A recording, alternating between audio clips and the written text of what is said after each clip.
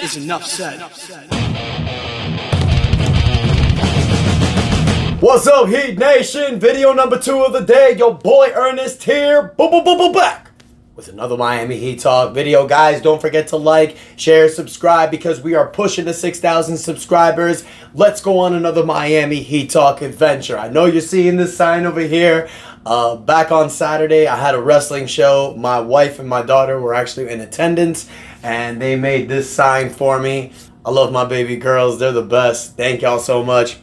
You guys are the best. Now, in this episode, you guys, I want to talk about something a little bit different. Here in Miami Heat Talk, I always try to boost positivity. I always try to look at things with a glass half full.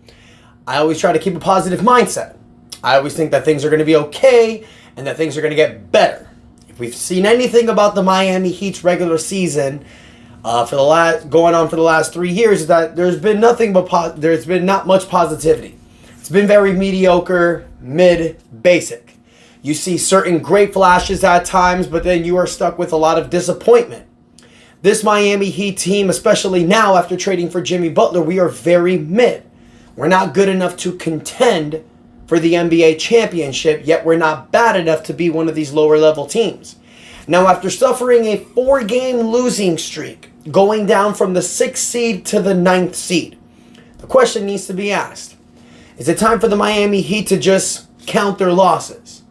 Go into tank mode and go after a guy like Duke's Cooper Flagg in the big 2025 NBA draft. Now, there's 29 games left in the season. The Miami Heat have a 25-28 record. So you're under 500. You're the 9th seed, so you're not one of the teams that can get Cooper Flagg at this point. We know what it is. Cooper Flagg is the prized possession. And when you look at his stats, you see obviously why. With the Blue Devils this year, he's played 26 games, averaging almost 32 minutes a game. Homeboy can ball. He's averaging 19.7 points a game, 7.7 rebounds, 4 assists, 1.6 steals, 1.2 blocks a game, averaging 48.5% from the field, 81% from the free throw line, almost 37% from 3. This guy looks to be like that once-in-a-generational type of player. Averaging these numbers, 30 minutes a game, you know he's going to translate into the NBA. He's got the right size. He plays a small forward, power forward position. This is a guy that you can implement automatically, obviously. Of course, people are going to want that. He's going to be 19 years old by the time he's drafted. This would be the prized possession. And in a perfect world, you guys, it would be the smartest thing for the Miami Heat to go into tank mode and get a Cooper Flagg. Because if you're able to get Cooper Flagg, you guys, now you're putting Cooper Flagg immediately with this roster who has Bam Adebayo, Tyler Hero, Jaime Jaquez Jr., Kel'el Ware, Nikola Jovic, Andrew Wiggins. You have a squad that's just missing that superstar generational type of player, which is Cooper Flagg. And if you're the Miami Heat, who can potentially have 2 first-round draft picks this year in a loaded 2025 draft class, it makes a lot of sense to go the other way and not want to win as many games. Because if the Heat don't make the playoffs, their 2025 draft pick comes back to us. Yes, it goes unprotected to Oklahoma City next year, but you would have your draft pick for this year, which would be lottery protected. And then if Golden State doesn't fall at the bottom 10, but if they finish with maybe, the 10th seed, then you would get their draft pick. That's another lottery pick. So the Heat could potentially have 2 lottery picks for the 2025 draft, which would double their odds of potentially getting the first pick. Or you can take those 2 draft picks, package them with guys like Jaime Jaquez, Nikola Jovic, Kel'el Larson, attach more future first-round draft picks, and try to trade for Cooper Flagg. See, the chances for the Heat to get the number 1 pick, you guys, very, very unlikely. Especially where they might finish. The Heat have already won 25 games. In order for them to fall at the bottom, they're going to have to go at the biggest losing streak in the world.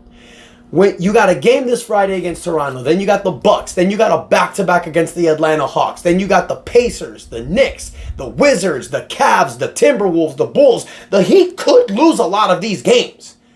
And if you lose a lot of these games, you could think, well, Tyler, bam, it's time to say that you pulled a hamstring. But here's the thing, you guys, and I know the luck of this Miami Heat team. Even if we try to tank, we won't get the first pick. Remember the last time we tanked, y'all?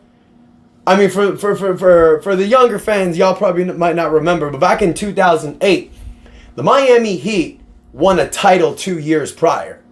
They fell flat on their faces the next year, but in 2008, they were trying to contend. They traded Antoine Walker. They got Ricky Davis along with Dwayne Wade and Shaquille O'Neal, and they were like, okay, let's see what this team can do. Sucked ass. Started 0-7.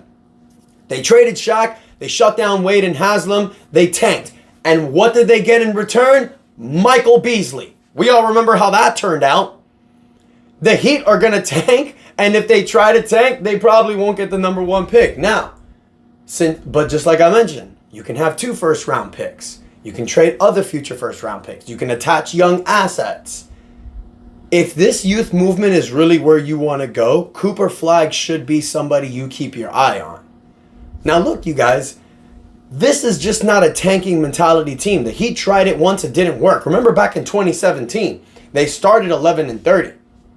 The idea was, okay, we're pretty much going to suck the rest of the year. Then they went on that West Coast road trip. They won 3 straight, and then they just started winning games. And they finished the second half of the season 30-11 to not make the playoffs. We ended up getting Bam Adebayo anyway, so it worked, but could have been Jason Tatum. Anyways, I digress. Of course, if you have the opportunity to get Cooper Flagg, you go for him. But I'm telling y'all right now, this is not a tanking mentality team.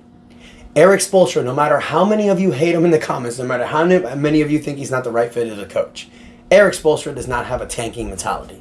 This team will not tank. They just won't. That's not in their nature.